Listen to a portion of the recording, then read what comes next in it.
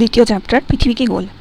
বলা হচ্ছে যে প্রত্যেকে প্রথমে মানতে হচ্ছে সমতল, পৃথিবী হচ্ছে সমতল, অর্থাৎ পৃথিবীর চ্যাপ্টার রুটির মতন দেখতে বা এই ধরনের কথাবার্তা প্রাচীনকালে মানুষ বলে থাকলেও পরদিকে প্রথমবার খ্রিস্টজন্মের প্রায় 200 বছর আগে আমাদের এখানে একজন গ্রিক দার্শনিক ছিলেন, তার নাম এরাটোস্থিনিস। এই ব্যাপারটি লক্ষ্য করেছিলেন যে পৃথিবী গোলাকার। এরপরে অনেক সময় কেটে যায়, কিন্তু তারপর একজন পর্যটক আসেন, পর্তুগিজ ভূপর্যটক, যার নাম হচ্ছে ম্যাগেলান 5টি জাহাজ নিয়ে পশ্চিম দিকে যেতে থাকেন এবং পশ্চিম দিকে একবার যাবার পর পুরোপুরি প্রদক্ষিণ করে, মানে পুরোপুরি পৃথিবীটাকে ঘুরে আবার সেই বিন্দুতেই চলে আসে, অর্থাৎ তিনি প্রমাণ করে দেন যে পৃথিবী গোলাকার। এবার যদি আমরা গোলাকারই হয় তাহলে আমরা কেন বুঝতে পারি না যে এটা গোলাকার? কারণ পৃথিবীর যে ব্যাস, মানে পৃথিবীর যে ব্যাসার্ধ, সেটা অনেক বেশি, সেটা হচ্ছে 6400 কিলোমিটার। আমাদের চোখের ক্ষেত্রে আমরা একটা যে এখানের মধ্যে একটা কনসেপ্ট দিয়েছে যে বৃত্তচাপের কনসেপ্ট দিয়েছে। যখন আমরা দেখি যে ছোট হবে না বৃত্ত, তখন কী হবে, বৃত্তচাপটা আমরা দেখে বেশি মনে হবে, মানে কোনটা যেন মনে হচ্ছে যেন এই 1 নম্বরটা দেখে মনে হচ্ছে যেন বেশি বেঁকানো, তাই আমাদের চোখের সামনে ধরা সম্ভব। 2 নম্বরে কী হচ্ছে, একটু কম, আস্তে আস্তে কমতে থাকছে, তেমনি 4 নম্বরে দেখাচ্ছে যে আরও কম।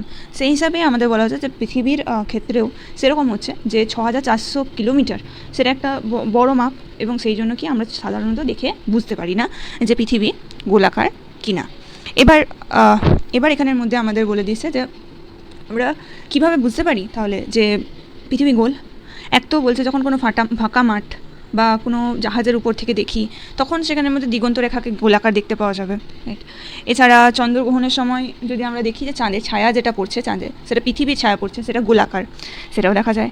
আর আরেকটা সহজ বিষয় লক্ষ্য করলে দেখা যায় যে পৃথিবীর প্রত্যেকটা অংশে সময় কিন্তু আলাদা আলাদা সময়ে সূর্য উঠছে। তাই এখানে যদি সমতল হতো তাহলে সব জায়গায় সমানভাবে সমান সময়ে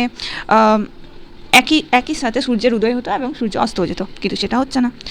সেই জন্য এই পর্যবেক্ষণগুলো তো মানে দেখেই আমরা বুঝতে পারছি যে হ্যাঁ, এগুলোর কারণে গোলাকার। কিন্তু এছাড়াও আরও কিছু পরোক্ষ প্রমাণ এগুলো, কিন্তু আরও কিছু প্রত্যক্ষ প্রমাণ আছে। যখন পৃথিবী থেকে মানুষেরা যখন কী করলো না, মহাকাশযান পর্যন্ত যেতে পারলো, মহাকাশযানে, তখন আমরা দেখতে পাবো যে হ্যাঁ, নীল গোলাকার একটা কৃতি পৃথিবীর।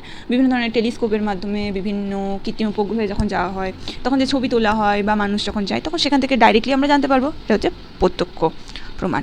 এবার আমাদের পৃথিবী যে গোল সেটা তো আমরা বুঝলাম, কিন্তু পৃথিবী কি সম্পূর্ণভাবে গোল?